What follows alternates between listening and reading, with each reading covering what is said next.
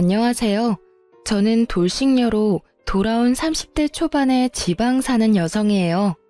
남자 보는 눈이 없다는 말, 혹시 그 말에 공감하신 분이 여기 있으실까 모르겠지만 저에게 이 말은 뼈아픈 이혼의 기억이기도 해요. 아, 그리고 한 가지 더. 부모가 반대하는 결혼은 하는 게 아니다라는 말도 저에게는 참 아픈 말이기도 해요. 저의 결혼을 아버지가 무척 반대하셨거든요. 저와 남편은 동갑내기로 친구들의 소개로 만나게 됐어요. 남편은 제조업 종사자였고 저는 네일샵을 운영 중이었어요. 저는 어릴 때부터 공부보다는 미용에 더 관심이 있었고 그 때문에 대학교 진학은 포기했었어요. 남편은 대학교는 나왔고요. 처음에 남편을 저희 친정집에 데려갔을 때 저녁을 먹고 이야기를 나누던 아버지는 남편이 돌아가고 나서 저에게 결혼은 하지 말고 연애만 하라고 했었어요. 그렇지만 저는 그 사람을 너무 사랑했고 상냥하고 사근사근하게 저를 대해주는 그 모습에 헤어지는 건 상상도 할 수 없었어요. 결국은 제가 밀어붙여서 결혼에 성공하게 됐어요. 잘 살면 된다는 생각을 했거든요. 다들 처음 결혼할 때 그렇게 생각하잖아요. 저도 똑같았어요. 잘 사는 모습 보여주면 된다라고 쓸데없이 비장하게 생각했는데 정말 불과 3년 만에 헤어지게 될 줄 그 당시에는 상상도 못했죠. 친구들은 저희 신혼집에 대해서도 듣고는 이혼 후에 그때부터가 문제였다고 말하곤 했어요. 왜냐면 저희의 신혼집은 제가 살던 집의 전세금에 남편이 1,000만 원을 보태서 산 작은 아파트였거든요. 남편은 딱 1,000만 원을 보태줬고 대신 제 지분이 크다는 걸 감안해서 명의는 제 이름으로 되어 있었어요. 그래도 저는 개의치 않았어요. 사랑이라는 단 한마디만으로도 모든 게 설명됐던 콩깍지가 심하게 씌인 상태였으니까요. 그리고 결혼 전 남편 본가에 갔을 때 시댁 부모님이 잘 사는 편이 아니라는 걸 알고서는 모든 걸 다 이해하려고 했어요. 정말 그때는 모든 걸 다 퍼줘도 된다고 생각했는데 결혼을 하니 사람이 달라지더군요. 그것도 180도로 확 말이죠. 남편이 달라졌다는 걸 확실하게 느낀 건 첫 번째 결혼 기념일이었어요. 뭐든 첫 번째라는 건 무척 특별한 법이잖아요. 그래서 저도 그 특별한 날을 위해 며칠 전부터 무척 바쁘게 움직였어요.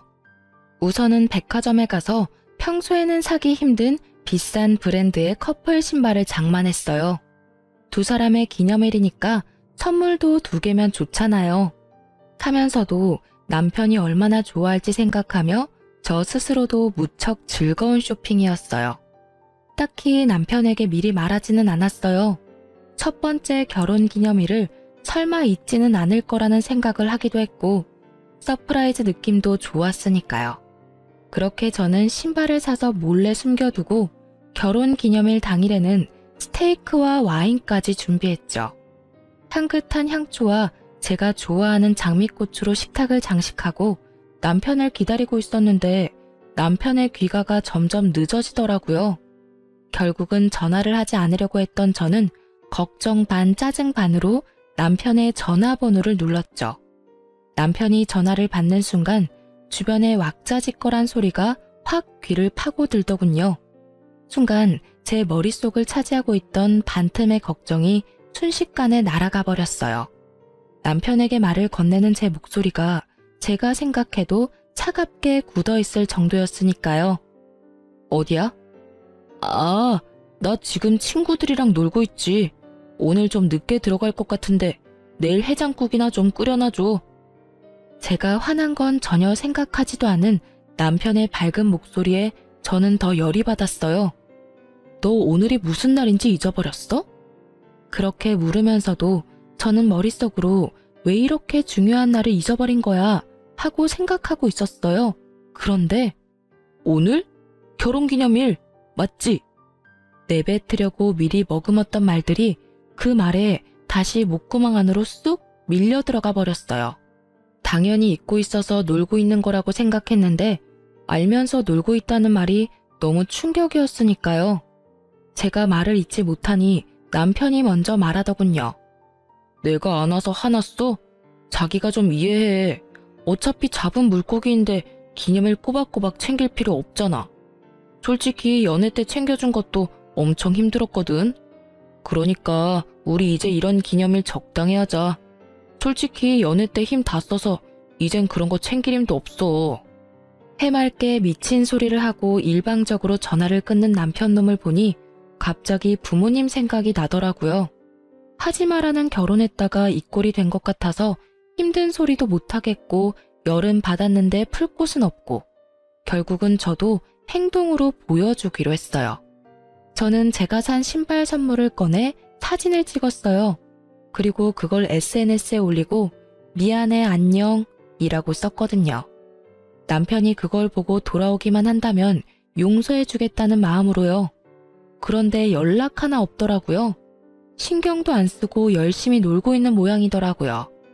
부글부글 끓는 마음으로 남편을 기다렸는데 기다리는 남편은 오질 않고 문자 하나가 먼저 도착하더군요. 42만 5천 원이라는 금액의 술값 문자요. 남편은요, 남들이 우쭈쭈 하는 거에 약해 빠져서 누가 엉덩이만 살살 긁어주면 자기가 뭐라도 됐냐 큰 돈도 결제하곤 했어요. 그리고 주변의 나쁜 친구들은 모두 그걸 알고 이용해 먹는 거였고요. 결국은 자기가 대단한 사람이 됐다며 정신승리까지 하기도 했죠. 결혼 전에는 제가 하지 말라고 하면 안 하더니 결혼하고 나니 다시 그 친구들과 친하게 지내게 됐나 봐요. 이것도 잡은 물고기에는 밥을 안 준다는 생각의 연장인 거겠죠.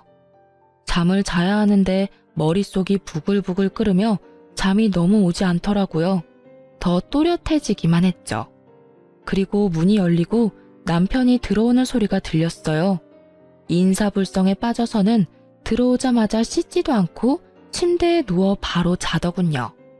그 모습에 더 화가 난 저는 다음날 날이 밝자마자 코골며 자는 남편놈을 남겨두고 신발을 포장된 그대로 가지고 그걸 샀던 백화점 매장으로 향했어요. 그리고 남편 것만 반품 처리했어요. 어차피 신어보지도 않은 거였으니.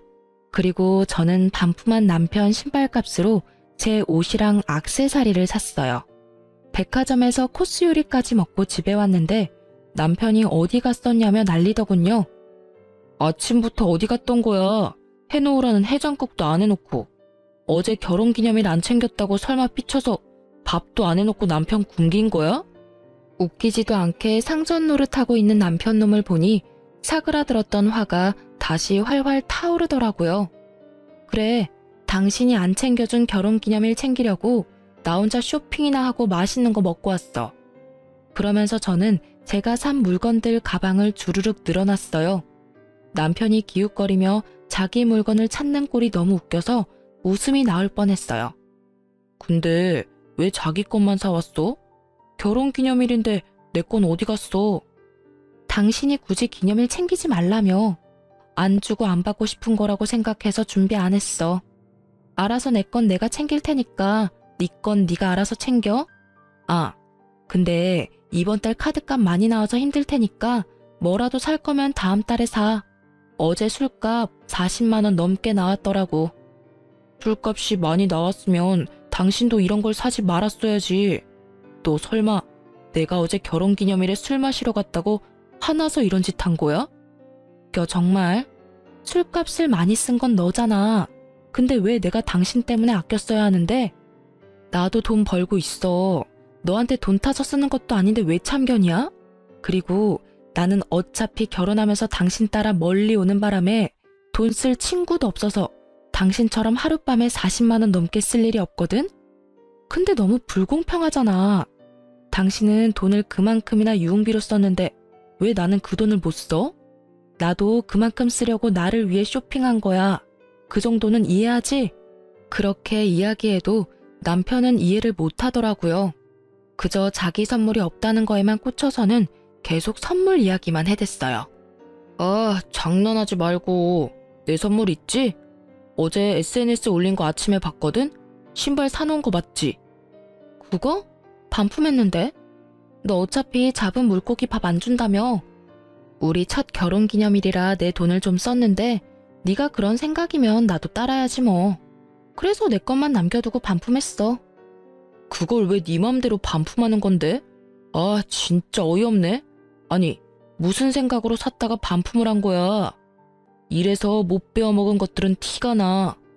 아무것도 아닌 일에 금방 토라져서는 이런 일이나 버리고 머리 빈 여자랑은 결혼하지 말았어야 했는데 내가 바보지. 어휴. 그래, 나 고등학교도 겨우 졸업했어. 근데 내가 산 물건 내가 처분하는 게 왜 안 되는 건데? 네 돈 주고 산 것도 아니잖아. 반품을 하든 태워먹든 네가 무슨 상관이야? 그리고 못 배운 여자들이 금방 토라진다는 건 또 무슨 어이없는 소리고? 당신이야말로 편협하고 쪼잔한 남자지. 오히려 저를 깔아내리며 상식 이하의 여자로 만드는 남편을 향해 분노로 가득 차 소리쳤어요. 엄청 화가 나는데 머리는 차분해지더라고요. 마치 얼음물을 뒤집어 쓴 것처럼요. 아니, 사줬다가 반품하는 것도 웃기잖아. 그냥 줬으면 될 일을 왜 번거롭게 반품을 했냐고. 아니, 너 해달라는 대로 해줬는데 왜 지랄인지 모르겠네? 이런 거 챙기지 말자며. 잡은 물고기 밥도 안 준다며. 나도 똑같이 하겠다니깐? 걱정하지 마. 앞으로도 쭉 그렇게 안 챙겨줄 거니까. 생일도 각자 알아서 챙겨. 알았지? 결국 신발 하나 날려먹고 앞으로의 선물 기회도 날려먹을 상황에 처한 남편은 그게 아깝기는 했는지 그 뒤로는 기념일을 꼬박꼬박 챙기더라고요. 아주 싸고 생색내기 좋은 것들로만요. 사랑이나 애정 따위는 들어있지 않은 그런 물건들 말이에요. 그러면서도 꼭 자기가 원하는 것도 꼭 챙기더라고요. 그 이후로 마음에 생긴 균열은 급하게 봉합이 됐지만 이미 무너진 신뢰는 다시 세워지지 않더라고요. 그렇지만 저희의 결혼 생활은 다시 이어졌어요. 그 정도 싸움으로 이혼을 결정하는 사람은 없잖아요. 이때는 그저 남편 놈의 나쁜 면을 하나 정도 알게 됐다는 느낌 정도였거든요. 그런 저를 이혼 생각에 빠지도록 만든 건 그로부터 2년이 되지 않던 어느 날의 일이었어요. 그때는 저희 아버지의 환갑이 곧 다가오고 있을 때였어요. 저희 아버지는 형제가 5이었는데 아버지 위로 두 큰 삼촌은 환갑이 되기도 전에 돌아가셨거든요. 그래서 저희 가족에게 환갑은 무척 중요한 행사이기도 했어요. 게다가 그 다음 해에는 시부의 칠순 잔치도 있었기에 남편과 함께 저희는 3년이 다 되어 가도록 돈을 모으고 있었어요.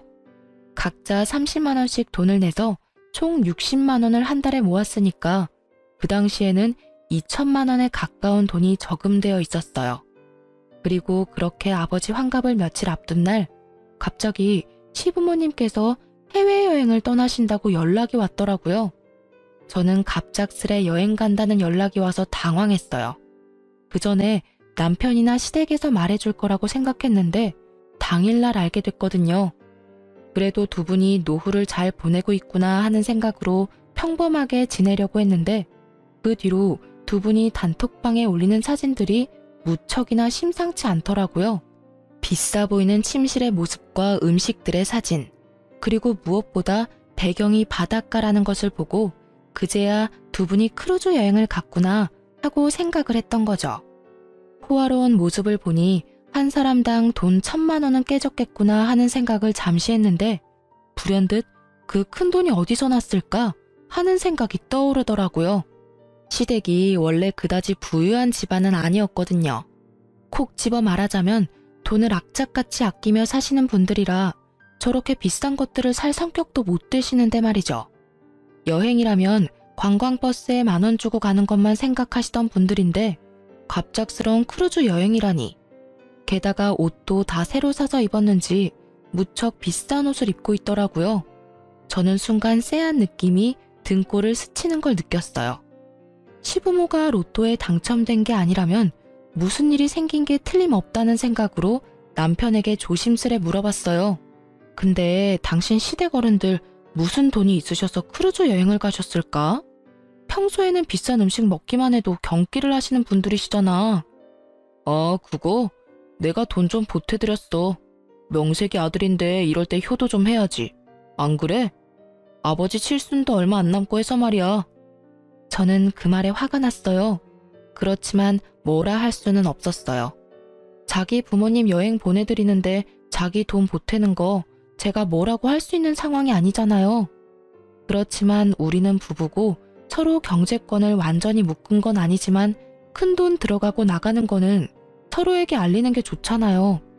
그래서 제가 남편에게 한마디 했어요. 부모님 여행 보내드리는 거 나도 찬성이긴 한데 그렇게 큰 돈 쓸 거면 미리 나한테 말 좀 해줘야 하지 않아? 게다가 여행 가시는 걸 당일날 아는 것도 좀 그렇고 그런 건 미리 좀 말을 해줘. 어차피 다시 모으면 되잖아. 금방 돈 모았는데 또 금방 모이겠지. 그 말에 저는 잠깐 머리가 멈췄어요. 제가 뭘 들은 건가 싶었거든요. 다시 모으자니 뭘? 재차 확인하는 제 모습에 남편은 태연스럽게 말하더라고요. 우리 한 달에 30만 원씩 총 60만 원씩 모으던 거 있잖아. 그 돈으로 크루즈 여행 티켓 끊고 옷도 사드렸지. 비싼 데 가면 비싼 옷도 입어줘야 하니까. 그 말은 우리가 모았던 2천만 원을 시부모 크루즈 여행에 보탰다는 말이었어요. 저는 완전 빡쳐서 남편에게 꽥 소리를 질렀어요. 그 돈을 왜 네가 멋대로 써? 그건 네 돈이 아니라 우리 돈이야. 너랑 내가 모은 돈. 너 그거 얼마나 썼어? 통장에 있는 돈 다 썼어. 야, 쪼잔하게 그딴 걸로 이렇게 화내는 거 좀 아니지 않아? 쪼잔? 말 그따위로 할 거야? 우리 아버지 환갑이 곧 내일 모레야. 어떻게 할 건데? 그때 드리려고 악착같이 모은 돈을 네가 왜 다 날려? 너 말 이상하게 한다. 무슨 돈을 다 날려? 넌 시댁에 쓴 돈도 날렸다고 하는 거야? 어이구, 그러면서 자기 부모님 환갑은 얼마나 챙기는지. 어차피 환갑 요새 중요하지도 않은데 그냥 넘어가면 될 일이지. 뭘 그렇게 목숨 걸듯 이야기하고 난리야? 뭐가 그리 당당한지 얼굴 빳빳하게 쳐들고 저한테 한 소리 하는 남편놈의 얼굴에 진짜 돌아버리겠더라고요. 내가 분명히 말했잖아. 우리 큰아버지들 다 환갑되기 전에 돌아가셔서 우리 집에서는 환갑도 중요하다고. 아니, 이렇게 네 멋대로 살 거면 결혼은 왜 했어? 이딴 식으로 행동할 거면 우리 이혼해. 이혼? 나는 절대 이혼 못해. 아니지, 안 해. 내가 도대체 뭘 그렇게 잘못했길래 이혼 이야기까지 하는 건데? 내가 못할 말을 했어? 나쁜 말을 했어? 이혼하면 내가 힘들까? 네가 힘들까? 뭘 알고나 떠들어야지.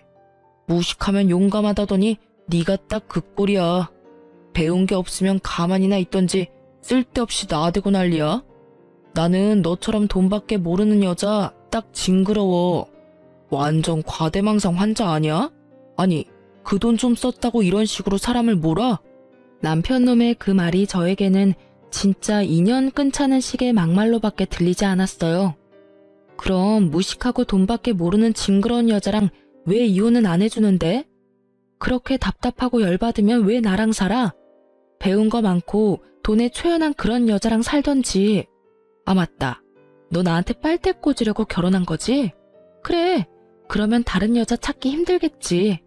어떤 돈 많은 여자가 미쳤다고 당신 같은 남자한테 미래를 올인하겠어? 안 그래? 와이프 집안 사정 다 알고도 정신 나간 짓을 하는데 어떤 여자가 제정신으로 당신한테 오겠어? 너 말 다 했어? 어디서 그따위 소리를 짓거리고 난리야. 진짜 봐주는 것도 정도가 있다고. 내가 너 불쌍해서 데리고 살겠다고 하는 거 진짜 모르겠어? 네가 자선사업가라도 돼? 웃기지도 않아. 네 가짜는 친구들이 떠받들어주니 네가 뭐라도 되는 것 같아? 너 진짜 별거 아니야. 마누라 등이나 차먹는 천하의 호로새끼 정도지. 불쌍하다고 생각하지 말고 이혼해줘. 그렇게 저는 이혼을 선언했고 남편을 제 삶에서 분리하는 작업에 들어가기로 했어요. 그런데 그 대화를 나눈 다음 날도 남편한테 이혼 서류를 가지러 간다고 말했지만 혼자 유유자적하더라고요. 당신이 나 같은 남자를 어디서 만나? 나랑 이혼하면 무조건 망할 건데 무슨 배짱으로 이러는지 원. 내가 넓은 마음으로 용서해 줄 테니까 나한테 미안하다고 하고 끝내. 어? 이렇게 말하는 꼴을 보니 용서할 마음이 생기겠어요? 생기더라도 당장 달아났겠죠. 그런 제 속도 모르고 남편놈은 저한테 사과하라며 난리더라고요. 상황이 이해가 안 가나 봐요. 미쳤어? 헛소리 그만하고 당장 이 집에서 나가. 난 당신 얼굴 꼴도 보기 싫으니까. 당장. 내가 왜 집을 나가? 이 집 살 때 내가 1,000만 원 보탠 거 잊었어? 나한테도 지분이 있으니까 네 맘대로 내보낼 수는 없지. 아니, 내가 도대체 뭘 잘못했는데 이런 일을 당해야 하는데? 꼴랑 그 2,000만 원 좀 썼다고 나를 완전 죽일 놈으로 모는 거야? 시부모한테 즐거운 한때 선물해줬다고 생각하는 게 그렇게 아까워? 아직도 정신을 못 차렸네. 내가 시부모한테 그 돈 줬다고 화내는 게 아니라는 걸. 왜 아직도 모르는지 이해가 안 되네? 그 돈이 10만 원이던 100만 원이던 1,000만 원이던 네가 같이 모은 돈에 대한 결정을 혼자서 했다는 게 화가 나는 거라고 몇 번을 이야기해야 알아듣냐고. 그리고 이 집 살 때 네가 보탠 1,000만 원? 당신이 시부모 여행 때 낸 돈 2,000 중에 절반은 내 돈이니까 그거랑 퉁치면 되겠네. 어차피 내 동의 없이 내 돈 1,000만 원 썼으니 당신이 나한테 그 돈 줘야 하는 거 알지? 네 돈이 내 돈이지. 우리 결혼해서 부부라고. 돈 문제 같은 건 알아서 할 수 있는 거 아니야? 좀 융통성 있게 굴라고. 이렇게 꽉 막힌 여자였어 너? 내가 막혔냐? 네가 막혔지. 아우, 이런 것도 남편이라고 데리고 살았던 내가 정말 대단한 사람이지. 나가. 나 진짜 당신 얼굴 보고 싶지도 않으니까. 저는 남편에게 소리를 질렀지만 남편은 꼼짝도 하지 않더라고요. 유유자적 소파와 한몸이 되어 느긋한 그 모습을 보니 너무 화가 나더라고요. 그렇지만 힘에서 이길 수 없으니 다른 방법을 찾아내기로 했어요. 남편은 저의 이혼에 관한 말을 믿지 않는 분위기였고 더 이상 남편에게 소리 지르지 않았어요. 다음 날 아침 남편은 평소대로 회사를 갔어요. 저는 그때 남편의 짐을 부랴부랴 챙기기 시작했어요. 화장실에 있던 칫솔 하나까지 싹 다 챙긴 저는 점심때쯤 이삿짐 용달업체를 불렀어요. 그리고 남편 짐을 다 챙겨서 시댁으로 보냈죠. 그리고 마지막으로 집의 도어락을 싹 바꿨어요. 비밀번호뿐만이 아니라 기종까지 바꿔버렸어요. 남편의 흔적이 없으니 마음이 너무 편하더군요. 그렇게 저는 하루 가게를 쉬고 집에서 시간을 보냈어요. 저녁이 되니 남편에게 전화가 오더라고요. 문 앞에 있는 걸 알고 있었으니 전화는 받지 않았죠. 남편은 비밀번호를 눌렀지만 문이 열릴 턱이 있나요? 그런데 남편이 도어락을 해제하려고 기사를 불렀더라고요. 문 밖에서 기사가 남편과 이야기를 하는데 제가 소리를 질렀죠. 기사님, 집에 사람 있으니 도어락 열지 마세요. 문 열어주시면 주거 침입죄로 신고할 거거든요. 그리고 옆에 있는 남자분께 여기 더 이상 네 집 아니니 시댁으로 가라고 전해주세요. 제 말에 밖에서 소리가 나더니 결국 기사가 돌아간 듯 하더라고요. 남편은 집에 들어오지 못한 채 밖에서 고래고래 고함을 질렀죠. 야, 문 안 열어? 지금 장난치는 거야 뭐야? 빨리 열어. 열셀 때까지 안 열면 진짜 너 험한 꼴 볼 줄 알아? 이 무식한 여자야. 문 열 생각 없고 짐은 하나도 빠짐없이 시댁에 보냈으니 거기서 지내. 이혼 서류는 내일 보낼게. 장난쳐? 당장 문 열라고. 네가 뭔데 집 문을 걸어 잠궈?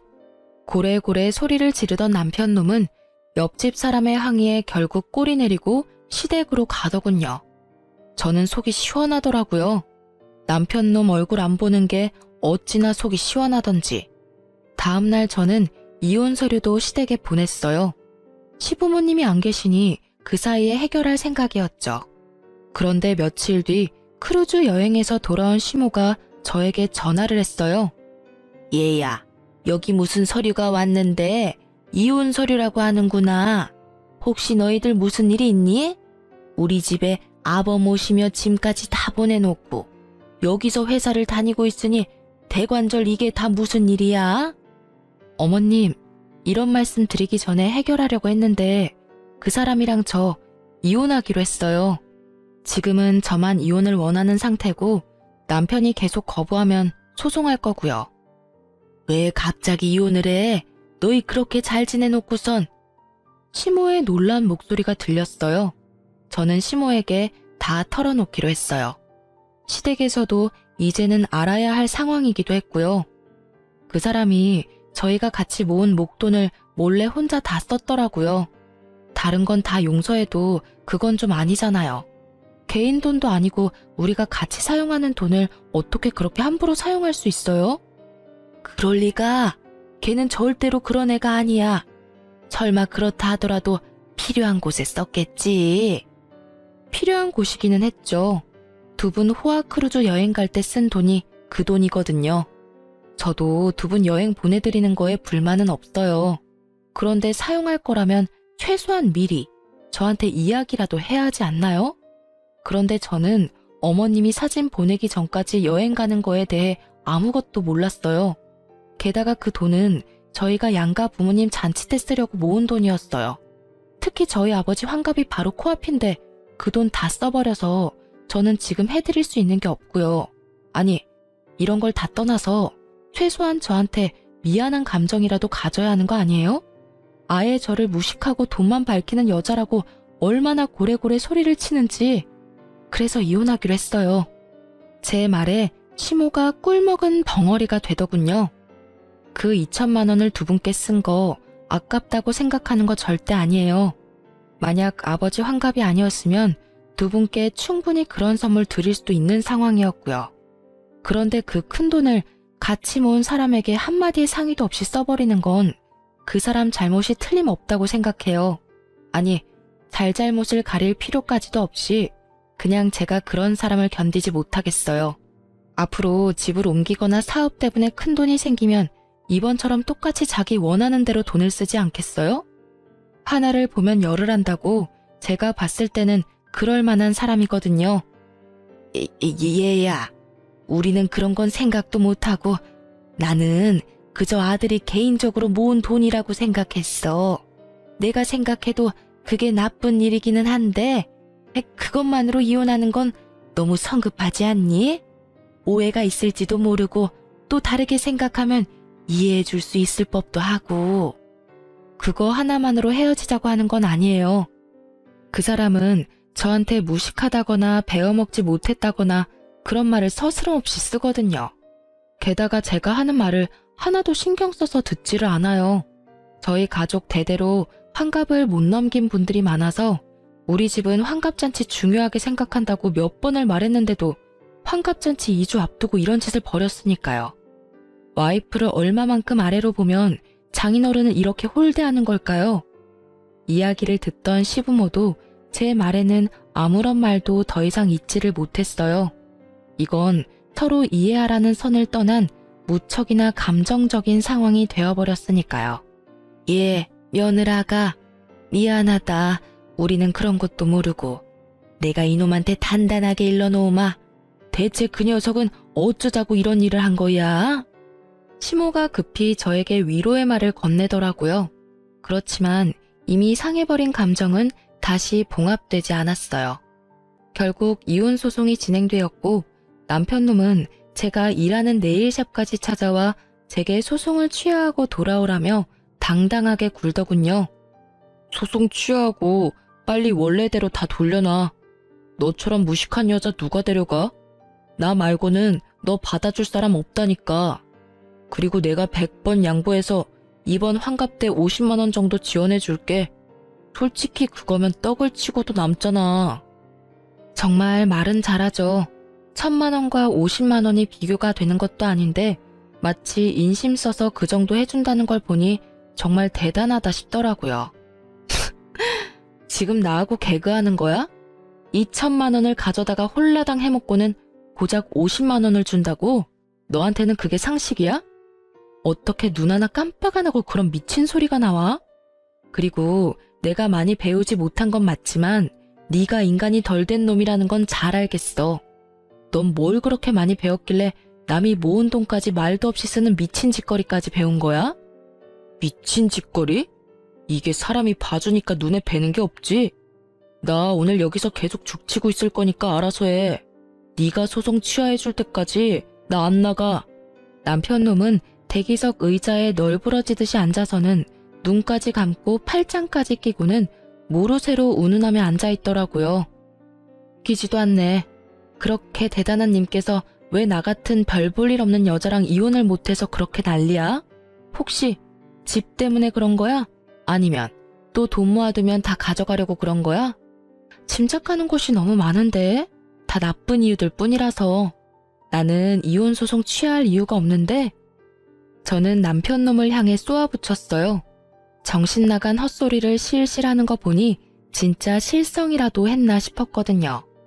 제 말을 듣고도 들은 척도 안 하는 남편 놈을 보고 제가 말로 해서는 안 될 것 같아서 그 길로 친오빠들에게 전화해서 저의 네일샵으로 불렀어요. 남편 놈이 남의 영업장에서 일을 방해하고 있다가 들어오는 오빠들의 모습에 그나마 정상적인 모습을 취하더군요. 이 양반이 또 여기서 이러고 있네.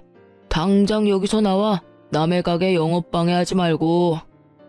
오빠 셋이 그놈 앞에서 으름장을 놓는데도 철면피를 쓴 이 남자는 더욱 뻔뻔하게 굴더라고요.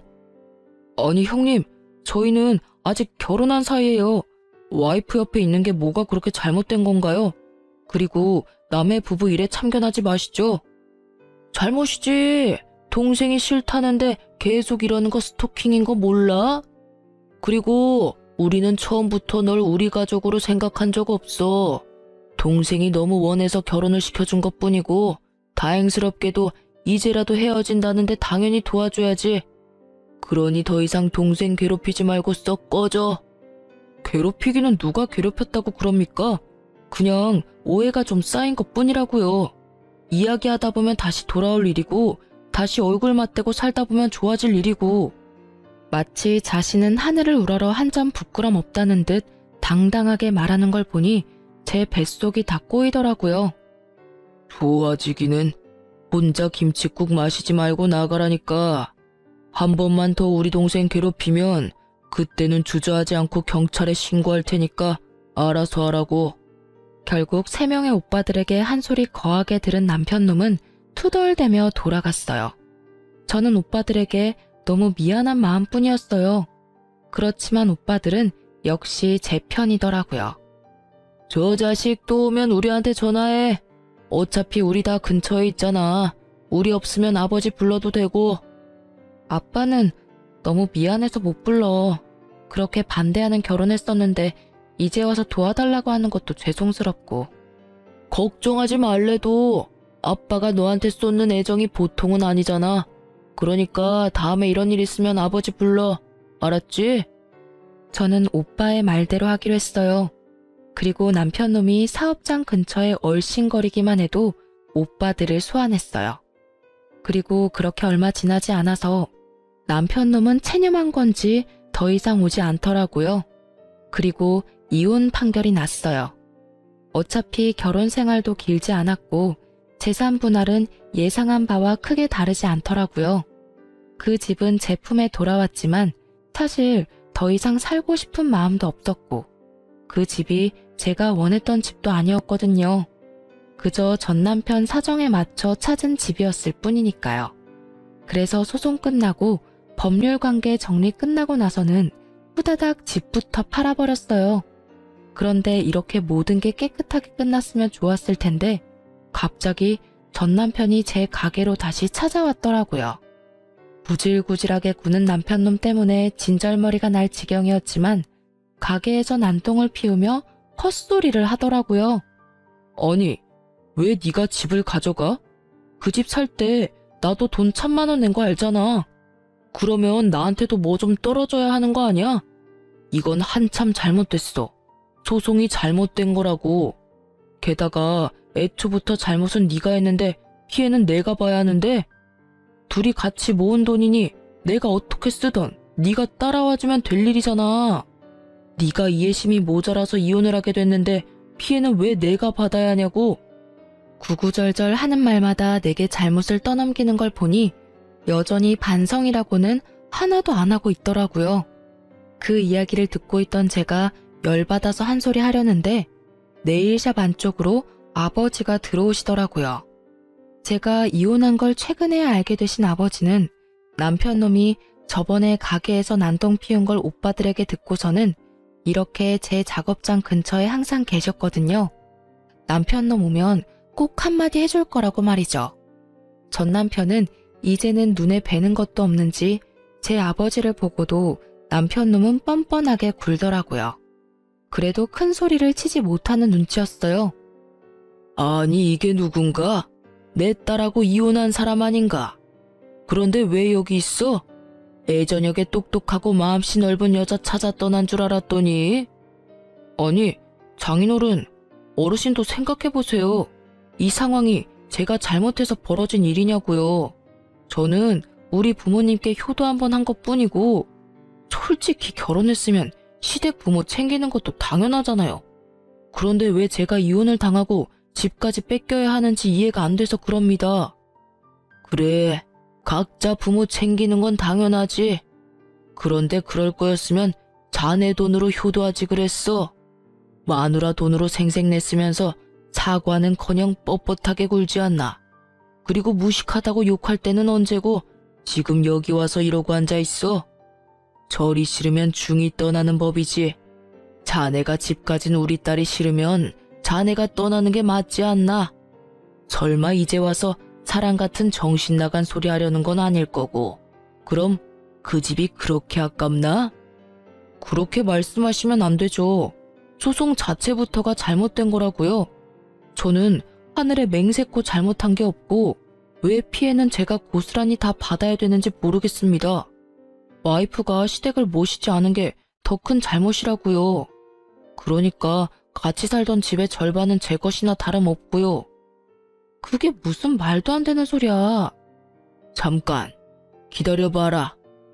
그래, 자네가 그 집 마련할 때 얼마 냈지? 딱 1,000만 원이라고 알고 있네. 그렇다면 자네가 쓴 2,000만 원에 대해 아무 책임을 물지 않을 테니 자네도 그 집에 쓴 1,000만 원에 대해서는 아무 책임을 묻지 말게. 계산은 그거로 끝이야. 그렇지만 저도 재산 형성에 크게 도움이 됐다고요. 그 부분을 인정을 안 해주시니까. 제가 돈을 벌어서 엄한데 썼겠습니까? 다 가족을 위해서 쓴 거지. 그러니 재산 형성에 도움이 된 거잖아요. 야, 네 그 쓰레기 같은 친구들한테 한 달에 100만 원을 뜯기는 호구가 너야. 그 친구들이 너 좋아서 네 옆에 있는 줄 알지? 다 네가 돈을 그만큼 쓰니까 옆에 붙어서 알랑거리는 거지. 돈 없어 봐. 네 옆에 있겠어?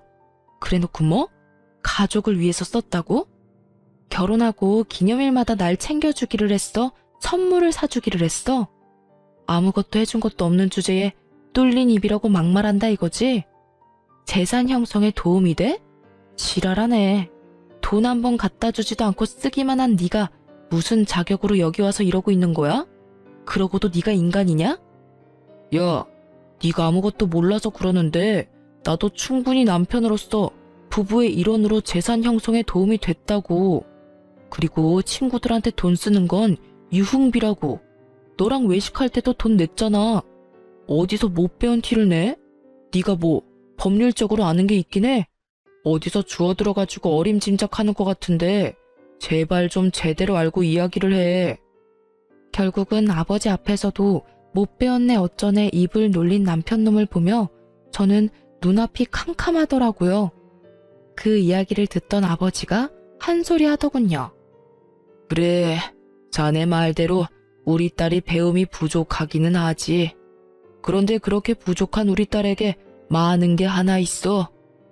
이제 와서 자네한테 이런 말 하는 게 미안해서 말 안 하려고 했는데 말이지.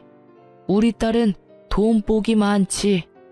자네가 있는 이 건물이 누구 것인지 모르지? 바로 내 것이라네. 그리고 딸은 조만간 이 건물을 물려받을 거야. 딸이 나한테 아주 좋은 환갑 선물을 줬거든. 자네하고 이혼을 해줘서 내 기분이 무척 좋아졌어. 그래서 건물을 주기로 한 거야.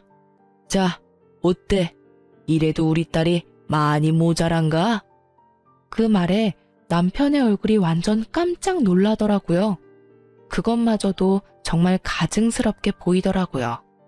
남편에게 처음부터 돈이 많다고 이야기하지 말라고 한 건 아버지였어요. 남편의 허세가 보이니 혹시라도 집에 돈이 있다는 말은 하지 말라고 하셨거든요. 최소 5년 동안 사람 됨됨이를 봐가며 이야기하자고 하셨는데 결국은 5년도 되기 전에 이혼을 해버리게 됐으니 새삼스레 아버지한테 죄송하고 남편놈의 저런 성향을 못 알아본 제가 밉더라고요. 왜 그 말을 먼저 안 했어? 그랬으면 이렇게 화내고 난리칠 일 없었잖아. 그리고 솔직하게 그만큼 돈 있으면 2천만 원 그깟 돈 내가 알아서 쓴 것도 이해해줄 수 있는 거잖아. 아, 다 됐고 이건 진짜 내가 용서해줄게. 그냥 다시 돌아와서 잘 살아보자. 응? 너 나 엄청 좋아해서 부모님 반대 무릅쓰고 결혼하자고 한 거 아니었어? 그때 감정 그대로일 거라고 믿고 있어. 그때의 감정?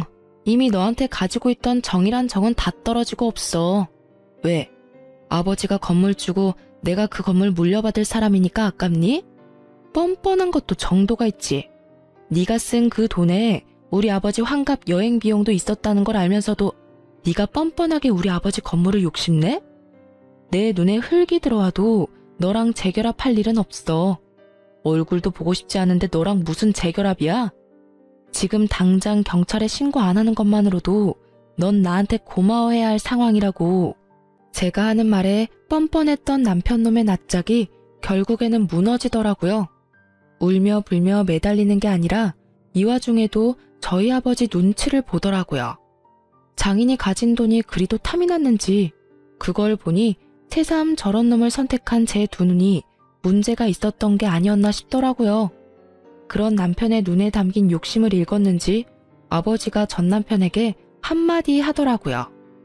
나도 자네에게 무척 고마운 마음을 가지고 있네. 이번 환갑 때 내게 쓸 돈을 자네가 다 쓰는 바람에 딸이 이렇게 정신을 차리고 집으로 돌아오지 않았는가. 그러니 고맙지. 그 말에 결국 남편놈은 더 이상 되돌릴 수 없다고 느꼈는지 제 발로 제 가게에서 나가더라고요. 그러나 그 뒤로도 미련이 남았는지 몇 번을 술을 먹고 전화하길래 전화번호 싹 바꿔버렸어요. 그리고 제 가게도 내놓고 다른 데 가게 얻었어요. 나중에 우연히 소식을 접했는데 시댁 크루즈 비용은 우리가 모은 돈으로 다 써버리고 시부모 옷값과 쇼핑에 든 카드값들은 결국 못 갚아서 빚이 터져버렸다고 하더라고요. 원래는 우리가 모으던 돈들이 몇 달 다시 모이면 그 돈에서 해결하려고 했었나 봐요. 그런데 그 사이에 이혼하게 돼버리니 결국은 그게 다 빚으로 돌아와서 허덕거리며 살고 있다고 하더군요. 그걸 알고 나니 더 정 떨어지는 거 있죠? 어디까지 빌부터 먹을 생각이었는지. 게다가 어디까지 말 안 하고 또 돈을 홀라당 써버리려고 했는지. 제게 빨대꽂으려 했다는 걸 알고 나니 참으로 이혼한 게 다행으로 느껴졌어요. 이혼 후 몇 년이 지난 지금은 저도 좋은 사람과 좋은 관계를 맺고 있는 중이에요. 이혼 직후에는 제 눈을 못 믿어서 남자를 못 만날 정도였는데 최근에 아버지가 소개시켜준 사람은 첫인상은 별로였지만 계속 두고 지내니 사람됨이 괜찮아서 잘 만나고 있어요. 제게 남자 보는 눈이 없다는 걸 알고 나니 아버지의 안목을 믿게 되더라고요. 생각보다 좋은 사람이라 미래를 생각하고 있을 정도고요. 이혼을 한번 하니 결혼에 관한 말들이 어느 정도 맞는 말이었다는 걸 깨닫게 됐어요. 부모가 원하지 않는 결혼은 하지 않는 게 낫다라고 하잖아요. 세상을 좀 더 산 사람들 눈에는 제가 보지 못하는 무언가가 보이는 것 같아요. 아버지에게도 물어보니 처음부터 말투나 대화 내용에서 욕심과 허영이 많다는 느낌을 받았다고 하셨대요. 그리고 결국은 그런 것들이 터져서 이혼을 하게 된 거였고요. 솔직히 부모의 반대에도 잘 사는 사람들이 많을 거예요. 그렇지만 저희는 그게 아니었던 거죠. 이렇게 글로 쓰니 참으로 제가 못났던 것 같아요. 물론 거지 같은 남편 만난 게 온전히 제 잘못만은 아니죠. 결혼 전에는 정상적으로 행동하려고 노력해서인지 그런 모습들을 많이 보지는 못했거든요. 정말 사소하고 작은 것들에서 그런 모습들을 발견할 수 있는데 저에게는 그런 경험이 없었던 거예요.